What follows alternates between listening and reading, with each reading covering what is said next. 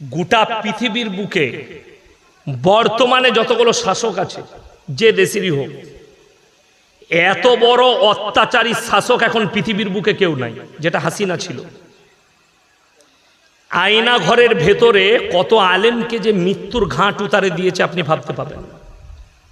একজন মুফতি সাহেব বেরিয়ে এসে বলছে, আমি যখন দেখলাম পচা খাবারগুলো, সংসদের পচা খাবারগুলো আমাদেরকে দেওয়া হয়, খেতে পাচ্ছি না, নিয়ত করলাম আমি রোজা রাখবো।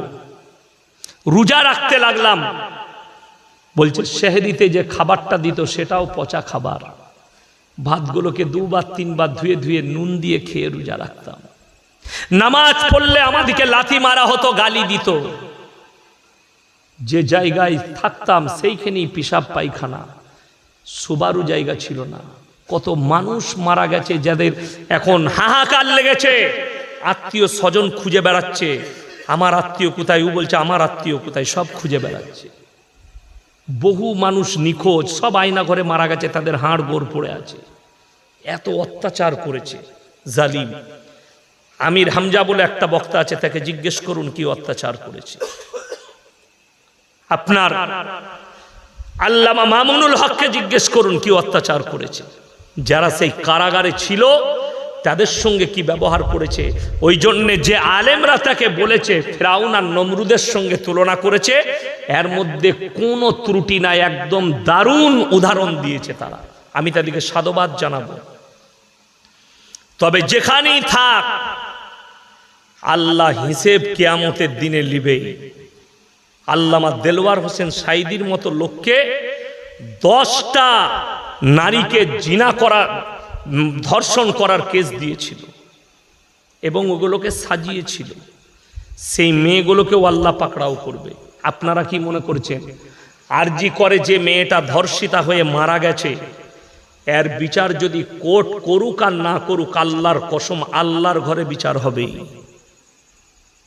আল্লাহর ঘরে বিচার হবে, রেহাই নাই। আসিফা বলে একটা মেয়েকে মন্দিরের ভেতরে ধর্ষণ করা হয়েছিল কয়েক বছর আগে, বাচ্চা ছেলে। 10 দিন তাকে রেপ করা হয়েছে, মারা গেছে, মার্ডার করে দেওয়া হয়েছে।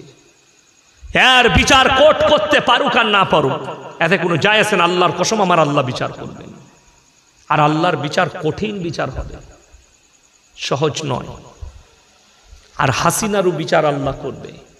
এত বড় জালিম ছিল। আমি তাকে মুসলমানই ভাবি না, কেউ যদি মুসলমান ভাবেন তার ক্ষতি হবে। বাংলাদেশের ভণ্ড জিকির নিয়েও মাজার নিয়ে কিছু বলুন। দেখুন, বাংলাদেশে কয়েকটা মাজার ভেঙেছে, এতে দুঃখের কিছু নেই, দুঃখের কিছু নেই। আমি একটা দলিল দিই, যদি আপনাদের কারোর ইচ্ছা থাকে, আমি দাওয়াত দিয়ে যাচ্ছি, আসা যাওয়ার খরচা দিয়ে দেবো। সলম মোড়ে চাপবেন বাসে, আমার মাদ্রাসার মোড়ে নামবেন। দুর্গাপুর আসানসোলগামী যে কোনো SBSTC ভলভো যেখানে চাপবেন, আমার মাদ্রাসার মোড়ে নামা হবে। একবারই হাইওয়ের ওপরে আমার মাদ্রাসা, দিল্লি রোডের ওপরে আমার গ্রাম। আপনি আসবেন, মেহমানখানায় রাখবো, আপনাকে দেখিয়ে দেবো। আমার এলাকায় নিয়ে গিয়ে একটা মাজার আছে, তাকে জিজ্ঞেস করলাম এখানে কোন হুজুর শুয়ে আছে। সে বলল কেউ নেই, পাথর চাবড়ি থেকে একটা মাটি এনে এখানে করেছি। মানে কিচ্ছু নেই। ভারতে 1 লক্ষ মাজার যদি থাকে, 95,000 মাজারে মাল নাই, ফাঁকা। মাঠে ঘাটে, রেল স্টেশনের ধারে, যেখানে সেখানে। আপনি বলুন তো, কোন সুস্থ মস্তিষ্কের মানুষ এরকম পৃথিবীতে আছে? আপনার গ্রামে যদি কোনো লোক মারা যায়, পুকুরটা যদি তার হয়, সে যদি বেটা দিকে বলে পুকুরের মধ্যেখানে আমাকে মাটি দিবি, দিবে? কথা বলে না, দিবে না। কেন? সে তারা মনে মনে ভাববে, আলেমদের সঙ্গে পরামর্শ নিবে, আমার আব্বা মরার সময় মাথা ঠিক ছিল না বলে বলেছে যে পুকুরে মাটি দিবি। বড় কষ্ট লাগে। কোনো সুস্থ মস্তিষ্কের লোক হতে পারে যে ওই পানির মধ্যেখানে বোম্বেতে হাজি আলী বাবার মাজার করবে, কবর দিবে? ওইটাও ফাঁকা, বাজার চালাচ্ছে। হাজি আলী বাবা বলে কেউ ছিলেন, কোথায় মারা গেছে কেউ, আল্লাহ ছাড়া কেউ জানে না তিনার কোথায় কবর আছে। কিন্তু কিছু ভণ্ড ওই পানিতে মাজার করে বাজার চালাচ্ছে, তারপর সরকার ওখান থেকে টাকা পাচ্ছে। কোনো অসুবিধা নাই মাজারে। যারা মাজার ভেঙেছে ভালো কাজ করেছে। বাংলাদেশে আলেমদের জেলখানায় কত নির্যাতন করত হাসিনা, এই বিষয়ে কিছু দেখুন। আমি আগেই বলে দিলাম, শুধু আলেমদের নয়, তার বিরুদ্ধে যেই কথা বলতো তার উপরে নির্যাতন চলতো। আমি তো বাংলাদেশে যেতে পারি না, এখন দাওয়াত আসছে, আমার সঙ্গে বাংলাদেশের একজন বক্তা এসছেন, মেদিনীপুরে জলসা করলে, এখন নিয়ে গিয়ে কলকাতায় ছাড়বে। উনি শুধু আমাকে ইনভাইট করতে এসছেন, কিন্তু আমাদের বাপ বেটার একটা গুণ আছে, আমাকে যদি এখন বাংলাদেশের লোক বলে 2 লক্ষ টাকা দেবো, যাব না। কারুর ডেট কেটে আমি কেউ কি ডেট দেবো না, আমার ডেট বুক হয়ে আছে একবারই ফেব্রুয়ারি পর্যন্ত, ডেট একটাও কেউ কি দিতে পারবো না। আজকেই একজন ফোন করেছিল ঢাকা থেকে, একটা ডেট কেটে দেন। আমি বললাম যদি ডেট কেটে দিই আপনি টাকা পাঠাবেন, আবার আমার কোনো কাছের লোক ফোন করলে আপনারটা কেটে তাকে দিয়ে দেবো। আমি ওই শ্রেণীর বক্তা লয়, যারা আমাকে দাওয়াত দিয়েছে আগে তাদের আমি। তারপরে বাংলাদেশে যাওয়াটা আমার জন্য ফরজ লয়, জরুরি লয়, যেদিন আল্লাহ সুযোগ দিবে যাব। 2025 সালের ডেট যারা নিবে বাংলাদেশের মানুষ, আমি দিতে রাজি আছি, কিন্তু এই বছরে ফেব্রুয়ারি 25 সালের ফেব্রুয়ারি পর্যন্ত একটাও ডেট নাই, খালি আমি দিতে পারবো না, ক্ষমা প্রার্থী। তাই বাংলাদেশ থেকে অনেক মানুষ ফোন করছে আমাকে, আমার পিএকে, আমি তাদেরকে অনুরোধ করব, যদি আমার ভিডিও পেয়ে থাকেন, বার্তা পেয়ে থাকেন, 25 সালের জন্য ডেট নেবেন, এই বছরের ডেটের জন্য কেউ অনুরোধ করে ফোন করে জ্বালাবেন না। আমি আপনাদেরকে ভালোবাসি, আপনারাও আমাকে বাংলাদেশের মানুষ ভালোবাসে। রেওয়ায়েতে আছে কিয়ামতের দিনে ইব্রাহিম নবী আল্লাহর কাছে অনুরোধ করবেন, আল্লাহ আমি আপনার কাছে আমার আব্বাজানের জন্য একটু অনুরোধ করতে চাই। আল্লাহ বলবেন তুমি তোমার 2টো পায়ের মধ্যখানে লক্ষ্য করো। রেওয়ায়েতে আছে ইব্রাহিম নবীর বাপ বীর্য আকারে রক্ততে লুটোপুটি খাবেন কিয়ামতের দিনে, কিন্তু অনুরোধ রাখা হবে না। কেন? এই জন্যই কোরআনে আছে ইব্রাহিম আলাইহিস সালাতু ওয়াস সালামকে নমরুদ যখন আগুনে নিক্ষেপ করবে, ইব্রাহিম নবীর বাপ সাইডে দাঁড়িয়ে চোখের পানি ফেলাচ্ছে। একদিকে ইব্রাহিম নবীর চোখে পানি, একদিকে ইব্রাহিম নবীর বাপের চোখে পানি। ইব্রাহিম নবীর আব্বাজান বললে, হে আমার পুত্র ইব্রাহিম, তুমি আমাদের দেবদেবীকে মেনে নাও, আমাদের রবকে মেনে নাও, আমি নমরুদকে অনুরোধ করব তোমাকে ছেড়ে দিবে। ইব্রাহিম নবী চোখের পানি ফেলিয়ে বললে, আল্লাহর কসম করে বলছি, হে আমার আব্বাজান, আমার চোখের পানি তোমার নমরুদের, তোমার এই জালিমের আগুনের ভয়ে নয়, আল্লাহর ভয়ে। কিয়ামতের দিনে আপনার সঙ্গে আল্লাহ কি আচরণ করবে, তাই আমি অনুরোধ করছি আমার আল্লাহকে বিশ্বাস করো। কিন্তু ইব্রাহিম নবীর সামনে নমরুদ বললে, এতটুকু অনুতপ্ত নয়, ইব্রাহিমকে আগুনে নিক্ষেপ করো। আল্লাহর কসম, ইব্রাহিম নবী পৃথিবীর কারুর কাছে প্রার্থনা করেনি, কারুর কাছে চাইনি, চেয়েছেন তো একমাত্র নিজের রবের কাছে। জোরে বলুন সুবহানাল্লাহ। চলুন, আমাদের দেশের ছেলে হচ্ছে না, চাইছে কোথায়? বললে অমুক মাজারে গেলে ছেলে হবে, লোক চলে যাচ্ছে। মাজারে শুলে কখনো ছেলে হয়? বউকে বলেছে পাথর চাবড়িতে 3 দিন শুয়ে ছেলে হয়ে যাবে, নাউজুবিল্লাহ। আমরা শুনেছি স্বামীর পাশে শুলে ছেলে হয়, বলছে মাজারে গেলে ছেলে হয়। দুঃখ এটাই, আপনি চাইছেন মাজারে, আপনি চাইছেন গাছতলায় যেখানে ঘোড়া রাখা আছে। ইব্রাহিম আলাইহিস সালাতু ওয়াস সালামের সামনে আগুনের চিতা, সেই আগুনের চিতা ইব্রাহিম নবীকে ফেলা হবে। ইব্রাহিম নবী দোয়া করলেন, আল্লাহ তুমি ছাড়া আমার কেউ নাই, তুমি আমাকে রক্ষা করো।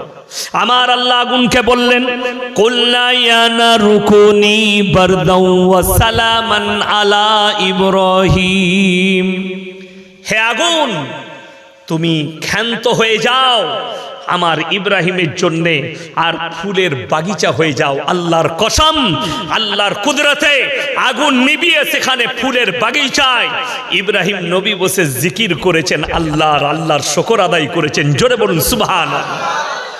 ওই জন্যে বড় কষ্ট লাগে আপনাদিকে বলে যায়, যারা আপনাকে ভয় দেখাচ্ছে।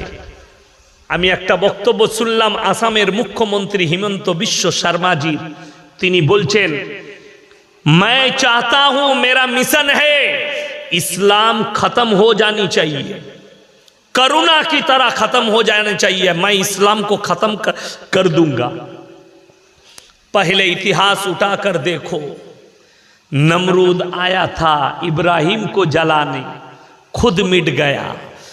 फिरौन आया था मूसा को मिटाने, खुद मिट गए। तुम इस्लाम क्या मिटाओगे?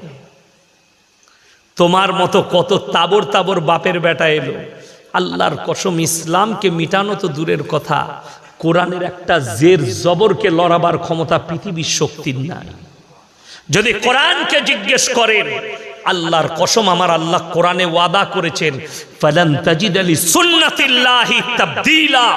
আপনি যদি কোরআনকে বিশ্বাস করেন, আল্লাহ কোরআনে বললেন গোটা পৃথিবীর শক্তি হে রাসূল একদিকে যদি দাঁড়িয়ে যায়, গোটা পরমাণু শক্তিধর দেশ যদি একদিকে দাঁড়িয়ে যায়, কিয়ামতের সকাল পর্যন্ত আমি আল্লাহ না চাইলে আমার কোরআনের একটা জের জবরকে পরিবর্তন করার ক্ষমতা পৃথিবীর কোনো শক্তির নাই।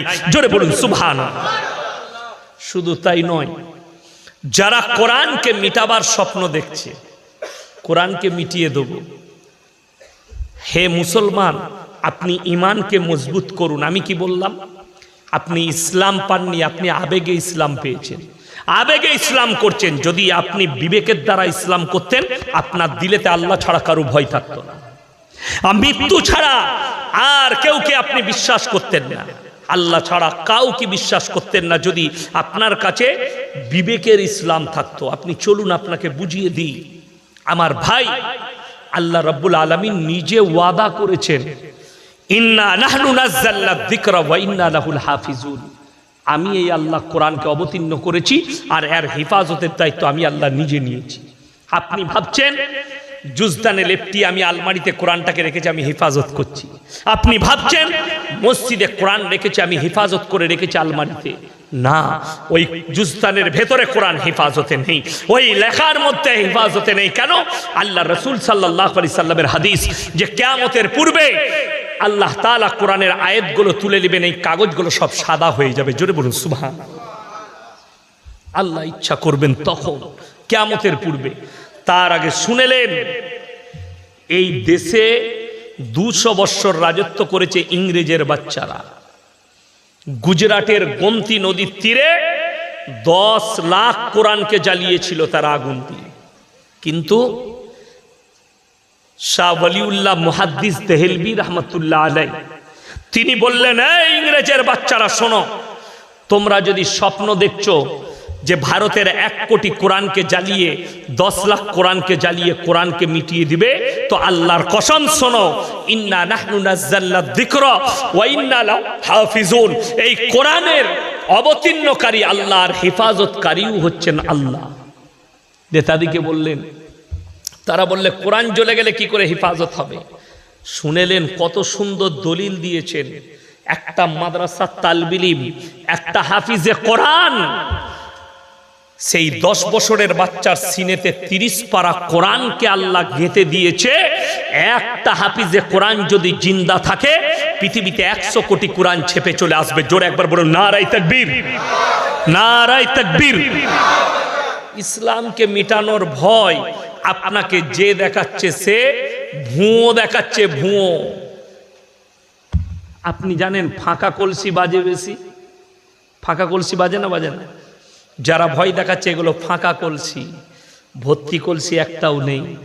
আরে ভেবে দেখুন, যারা ইসলামের বদনাম করছে, ভারতের 1 শ্রেণীর মিডিয়া, তারা লেগে আছে সকাল থেকে তাদের কাজ মাদ্রাসা, মসজিদ, দাড়ি, টুপি, ইসলাম। এইটা না আলোচনা করলে তাদের পেটের ভাতই হজম হয় না। আপনাদিকে দলিল দিয়ে যায়, যারা বলছে ইসলাম খারাপ ধর্ম, শান্তির ধর্ম নয়, তাদেরকে বলি ইসলাম এত খারাপ, ইসলাম এত খারাপ যে মাইকেল জ্যাকসনের মতো পৃথিবী বিখ্যাত ড্যান্সার ইসলাম কবুল করতে বাধ্য হয়ে গেল। জোরে বলুন সুবহানাল্লাহ। ইসলাম এত খারাপ, ইসলাম এত খারাপ, পৃথিবীর শ্রেষ্ঠ বক্সিং ফাইটার মাহমুদ আলী ইসলাম কবুল করতে বাধ্য হয়ে গেল। জোরে বলুন সুবহানাল্লাহ। ইসলাম এত খারাপ, পাকিস্তানের ক্রিকেটার ইউসুফ ইউহানা মোহাম্মদ ইউসুফ হয়ে গেল। জোরে বলুন না সুবহানাল্লাহ। ইসলাম এত খারাপ, যে লোকটা বলবীর সিং প্রথম বাবরি মসজিদে হামবার মেরেছিল, আল্লাহ তাকে ইসলামের জন্য কবুল করে নিল। জোরে বলুন সুবহানাল্লাহ। যে জিনিসের চর্চা বেশি সেই জিনিসের দাম বেশি। জোরে বলুন সুবহানাল্লাহ। যে জিনিসের চর্চা বেশি তার দাম বেশি। যখন দেখবেন একটা মানুষের গাল, একটা মানুষের বদনাম বেশি হচ্ছে, জানবেন মানুষটার মধ্যে কিছু একটা আছে। কথাটা ঠিক কি না? গোটা পৃথিবীর বেঈমান কাফেররা নবীজিকে নিয়ে আলোচনা করছে না করেনি? এক শ্রেণীর লোক, আমরা রসুলের জন্য, রসুলকে কোনোদিন আমরা কেউ দেখেছি আল্লাহর নবীকে কথা বলে? কেউ দেখিনি। কিন্তু আল্লাহর রসুলের জন্য আমাদের জান হাজির না হাজির নয়? সকলে জোরে বলুন ইনশাআল্লাহ হাজির। আমরা আল্লাহকে কেউ দেখিনি, কিন্তু আমরা আল্লাহর কাছে গিয়ে সিজদা করছি। জোরে বলুন সুবহানাল্লাহ। এইটাই তো বিশ্বাস। কোরআনে আছে আল্লাযীনা ইউমিনুনা বিল গায়ব, না দেখে আল্লাহকে বিশ্বাসের নাম হচ্ছে ঈমান। আল্লাহকে দেখার প্রয়োজন নাই, না দেখে বিশ্বাস করেছেন, এটাই ঈমান। না দেখে সিজদা করেছেন, এটাই ঈমান। এখানে হাজী সাহেব কে আছেন? হাত তুলেন। হাজী সাহেব কেউ নেই? একটাও নেই হাজী সাহেব? উমরা করতে কেউ গেছেন? হাত তুলেন। নেই। আপনার এলাকায় আছে? হাত তুলেন। আচ্ছা, ঠিক আছে। দেখুন আল্লাহর হাবিব সাল্লাল্লাহু আলাইহি সাল্লাম কোথায় শুয়ে আছেন? মদিনায়। মক্কা থেকে মদিনা 430 থেকে 470 কিলোমিটার রাস্তা। একটাও মাজার নাই। ওই মাজার দেখেছো? মাজার নাই। আমার বাড়ি থেকে এই হাওড়া হচ্ছে 160 কিলোমিটার। 160,000-এর বেশি মাজার আছে। ঠিক বললাম না ভুল বললাম? আমি আমার কথা বলবো না। ফুরফুরার দাদা হুজুর পীর কেবলা রহমতুল্লাহ আলাইহির ওসিয়ত নামায় লেখা আছে, ফতোয়া দিয়া আছে কি মেয়েদের মাজারে যাওয়া হারাম। ফুরফুরা ইসালে সওয়াব হয় 3 দিন। মেয়ে ছেলেদের এন্ট্রি নাই। নিষেধ না নিষেধ লয় বাবা? নিষেধ। যেতে পাই গেল। এটা ফুরফুরা দাদা হুজুর বললাম। আমাদের দেশে ভারতবর্ষে যারা নিজেদিকে সুন্নি বলছে, বেরেলভি ভাই, তাদের যিনি সব থেকে বড় মৌলবি তার নাম হচ্ছে আহমদ রাজা বেরেলভি। উত্তরপ্রদেশের বেরেলিতে বাড়ি, বেরেলিতে কবর আছে। তিনি ফতোয়ার কিতাব লিখেছে, ফতোয়ায়ে রিজবিয়া, খণ্ড নম্বর 24, পৃষ্ঠা নম্বর 497। সেইখানে স্পষ্ট লেখা আছে মেয়েদের মাজারে যাওয়া তো দূরের কথা, নিয়ত করাটাও হারাম। দুটো গেল। তৃতীয় নম্বর বলি, আমাদের এখানে লোক মারা যায় না? যায় না? যায়। স্বামী মারা গেলে স্ত্রী যায় কবরস্থানে? যেতে পাবে? পাবে না। বাপ মরে গেলে বিটি যেতে পাবে কবরস্থানে? যেতে পাবে না। আচ্ছা বলুন তো, স্বামী আর স্ত্রীর সম্পর্ক বেশি না পীরের সঙ্গে আপনার বিবির সম্পর্ক বেশি হবে? কথা বলে না? স্বামীর সঙ্গে, এক বিছানার সাথী। কথাটা বুঝতে পেরেছেন?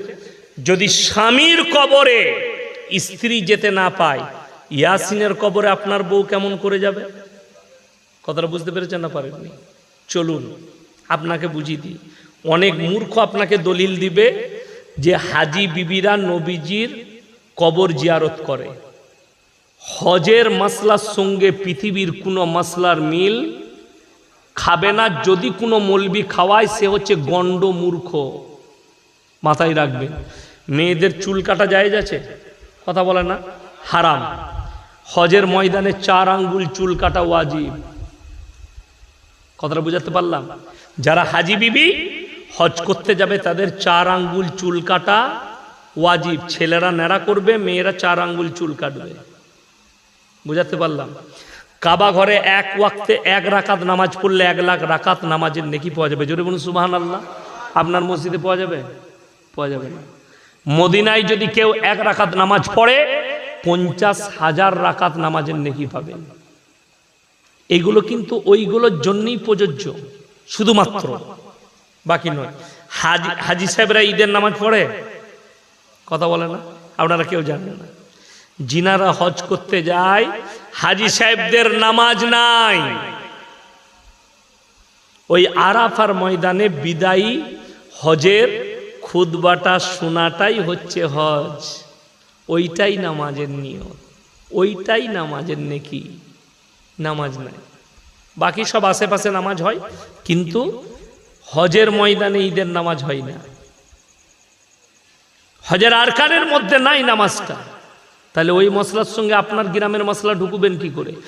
ওই জন্যে আল্লাহ নবীর কবর জিয়ারত করা হাজি এবং হাজি বিবিদের জন্যে হজের সময় ফরজ, হজে ওয়াজিব করতেই হবে। এটা শুধু নবীজির জন্য প্রযোজ্য, বাকি কারুর জন্য নয়। আপনি চলুন, আপনি বলছেন হাওড়া, হুগলি, 24 পরগনা, মেদিনীপুরের লোক বলছে দাদা হুজুর পীর কেবলা রহমতুল্লাহ আলাইকে মহাব্বত করি। যদি তুমি মহাব্বত করো তাহলে বাস ভাড়া করে তোমার বউকে নিয়ে খাজা মঈনুদ্দিন চিশতি রহমতুল্লাহ আলাইয়ের মাজারে কি করে বউকে ঢুকাচ্ছ? তাহলে তোমার থেকে বড় দাদা হুজুরের দুশ্মন আর কেউ হতে পারে? এটা চ্যালেঞ্জ দিলাম। তা না হলে প্রমাণ দাও। খাজা মঈনুদ্দিন চিশতি রহমতুল্লাহ আলাই তিনার একটা কিতাবের দলিল দাও, হাওয়ালা দাও, যে তিনি লিখে গেছেন আমি মরে যাওয়ার পরে বৌদিকে নিয়ে এসে তোরা এসে আমার কবরে সিজদা করবি, আমার কবরে চাদর চড়াবি।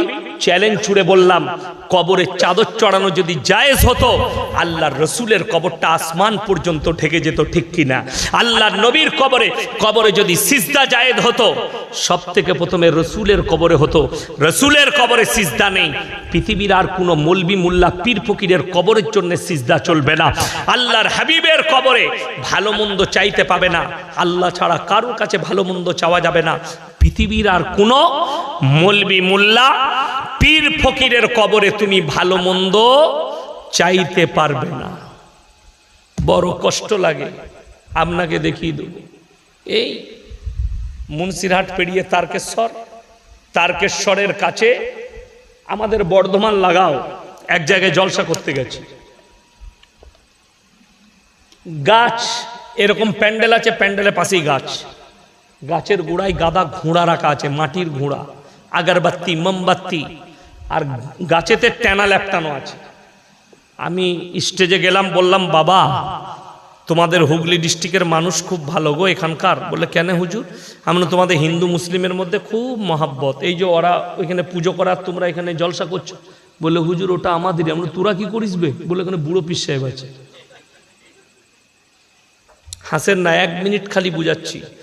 কোনো অমুসলিম ভাই মাটির মূর্তি তৈরি করে সেখানে সিজদা করলে আমরা তাদেরকে মুশরিক বলি, কিংবা ওটা শিরকের কাজ। মুশরিক মানে শিরক। আল্লাহর কাছে যতগুলো পাপ আছে সব থেকে নিকৃষ্ট পাপ হচ্ছে শিরকের পাপ। আল্লাহ ব্যতীত অপরকে ভালো মন্দের মালিক মনে করা। খুব ভালো করে বুঝবেন, একটা অমুসলিম ভাইকে আপনি মুশরিক বলে দিচ্ছেন মাটির মূর্তির সামনে পুজো করার জন্য, আর তুমি গাছতলায় মাটির ঘোড়া রেখে সিজদা করছো। তুমি কি করে মুমিন হতে পারো? কথাটা বুঝে এসছে না? আসেনি? তুমি কি করে মুমিন হতে পারো? বিসমিল্লাহ। তৃতীয় নম্বর, ইসলাম সত্যর উপরে টিকে আছে না মিথ্যার উপরে? ইমানদারির সঙ্গে বলবেন। সত্যর উপরে টিকে আছে ইসলাম, মিথ্যার উপরে নয়। একটা মানুষের কটা কবর হতে পারে? একটা কবর হতে পারে, মানলাম।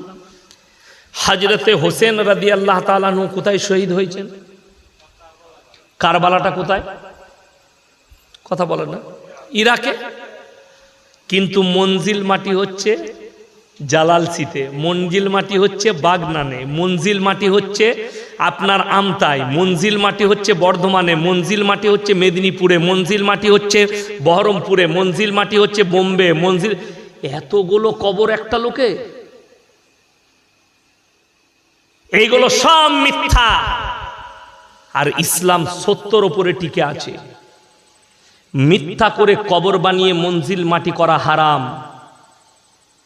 ফাতিহা করা চলবে না, জায়েজ নাই। ফাতিহা করা, মঞ্জিল মাটি করা, তারপরে আপনার কি বানায় ওটা, তাজিয়া বানানো হারাম, সম্পূর্ণ হারাম। তাজিয়া মানে জানেন? তার ভেতরে হযরতে হোসেনের কবর করে, ওটাকে বলে হোসেনের কবর। আচ্ছা বলুন, থাকে হোসেন? হযরতে হোসেন থাকে?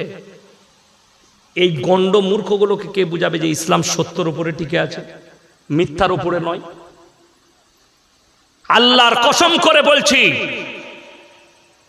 গোটা পৃথিবীর শিক্ষিত সমাজকে জিজ্ঞেস করুন, এই মুসলিম জাতির উপরে থুপ ফেলাবে যে পৃথিবীতে এমনই একটা জাতি আছে, মুসলিম জাতি, যারা মানুষ মরে যাওয়ার পরে ডিজে গান বাজিয়ে ড্যান্স করে দুঃখ পালন করে।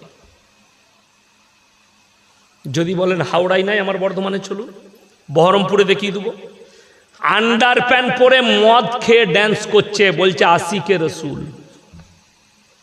আমার গ্রামের একটা ছেলে বলছে তোমরা পারবে কি ভাই? বলছে আগুনের ওপরে মশল্লা বিছিয়ে নামাজ পড়তে। এমন ভাই আমি পারবো না। বলছে মুর্শিদাবাদ থেকে অমুক গ্রামে একটা লোক এসছে, মুহররমের দিনে আগুনের ওপরে মশল্লা বিছিয়ে নামাজ পড়েছে। আমরা জানিস কখন নামাজ পড়া যায় আগুনের ওপরে মশল্লা বিছিয়ে? বলে কখন? আমরা যখন গাঁজা খাওয়া যায় তখন। হ্যাঁ, বাস্তব, আপনাদের জানা নেই। আমি ইয়াসিন যদি আপনাদিকে বলি যে আমি একজন আল্লাহওয়ালা লোক, তো তোমাদিকে প্রমাণ দেবো আমি কেমন আল্লাহওয়ালা দিয়ে যদি এই কারেন্টের তারটা আমি বলি যে আমি ছুবো, আমাকে শর্ট মারবে না। ও চিনে যে এটা ইয়াসিন হুজুর। ওর সিফাত, সিফাত মানে হচ্ছে চরিত্র। ওর চরিত্র হচ্ছে শর্ট মারা, ঠিক কিনা? ওর চরিত্র শর্ট মারা।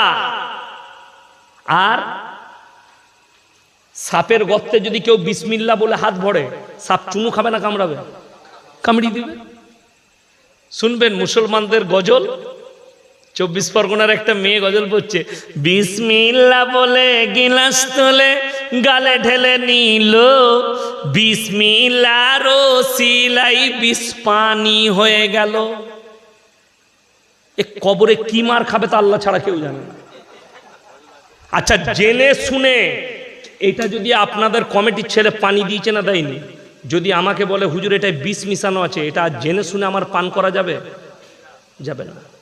হ্যাঁ, গজলের কলিটা যদি এরকম হতো, ভুলবশত পানি মনে করে বিষ পান করেছে, বিসমিল্লাহ বলার কারণে বিষ পানি হয়ে গেছে, বিসমিল্লাহর বরকতটা মানা যেত।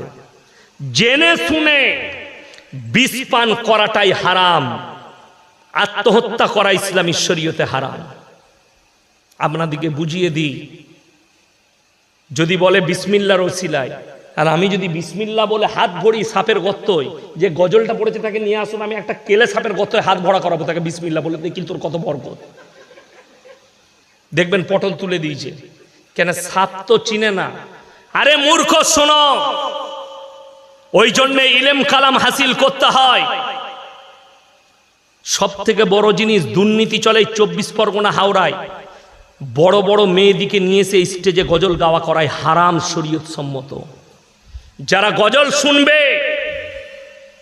তারা তাকিয়ে দেখলে তাদের মনে জিনা জাগলে ওই মেয়েটাও পাপী হবে, এবং যারা গজল শুনছে তারাও পাপী।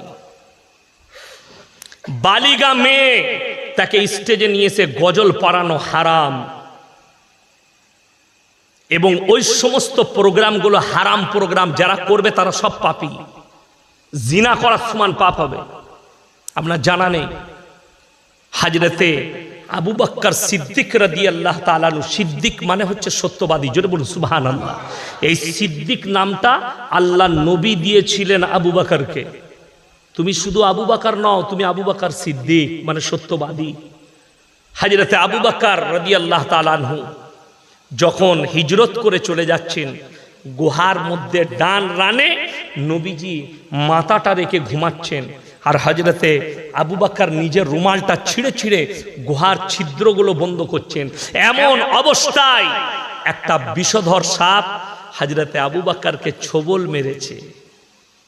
যে সাপ হযরতে আবু বকরকে চিনতে পারেনি, সেই সাপ ইয়াসিনকে চিনবে?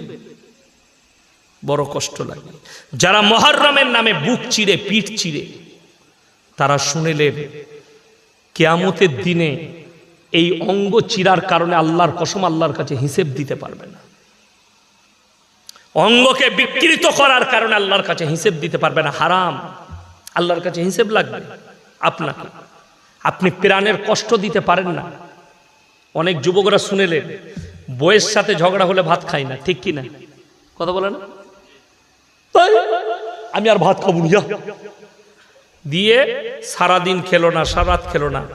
তোমার নফসের যদি কষ্ট হয়, সেই কষ্টর পাপের ফল আল্লাহর কাছে তোমাকে হিসেব দিতে হবে।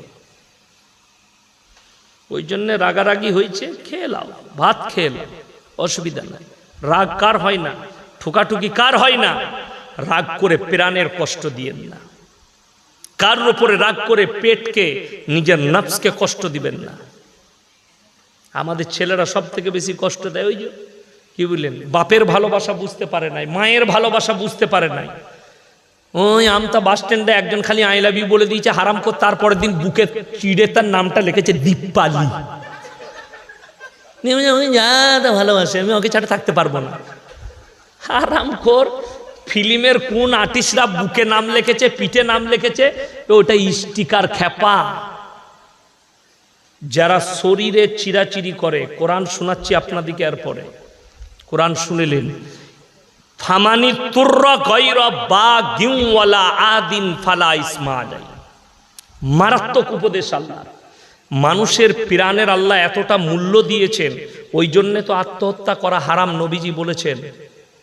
নবীজি জানাজার নামাজ পড়াননি, একজন আত্মহত্যা করেছিল, তার জানাজার নামাজ আল্লাহর হাবিব সাল্লাল্লাহু আলাইহি সাল্লাম পড়াননি, কিন্তু পড়াতে নিষেধও করেননি। কথাটা বুঝতে পেরেছেন না পারেননি? এখানে আপনারা বলবেন নবীজি পড়াননি তাইলে আমরাও আর পড়বো না। না, নবীজি নামাজ পড়াননি, কিন্তু কেউ কি নিষেধ করেননি। তার মানে শুনেলেন, আত্মহত্যার কোয়ালিটি আছে। কি আছে? কোয়ালিটি। কেউ যদি কেউ কি আত্মহত্যা করার জন্য বাধ্য করে, আর সে যদি ডিপ্রেশনে এসে আত্মহত্যা করে, তো সেই পাপগুলো সব ওদের উপরে যাবে। কেউ যদি কেউকে আত্মহত্যা করতে বাধ্য করে, তার বিবিকে হোক, ভাইকে হোক, ফ্যামিলিকে হোক, তারা পাপী হবে। কোনো মেয়ে কোনো ছেলেকে প্রবঞ্চনায় ফেলে, প্রেমের ফাঁদে ফেলে তাকে যদি ধোঁকা দেয় এবং ডিপ্রেশনে এসে আত্মহত্যা করে, এই মেয়েটা কিয়ামতের দিনে মেয়েটাকে হিসেব দিতে হবে তার প্রাণের। মাথায় রাখবেন, কোনো ছেলে যদি কোনো মেয়েকে প্রেমের ফাঁদে ফেলে তার সঙ্গে জিনা করে, তাকে বিবাহ না করে যদি ছেড়ে দেয়, সেই মেয়ে যদি আত্মহত্যা করে মারা যায় না সহ্য করতে পেরে, এই পাপটা সমস্ত এই পুরুষটাকে, এই যুবকটাকে বহন করতে হবে কিয়ামতের দিনে। আমাদের দেশের লোক জানি না আল্লাহ প্রাণের কতটা মূল্য দিয়েছে। কি মূল্য? ওই জন্যে শুনেলেন, ধর্ষণ করে কেউ যদি কেউ কি মারে, তার সাজা একমাত্র দিয়েছে ইসলামে মুন্ডু ছেদ। ধরটাকে আলাদা করে দাও।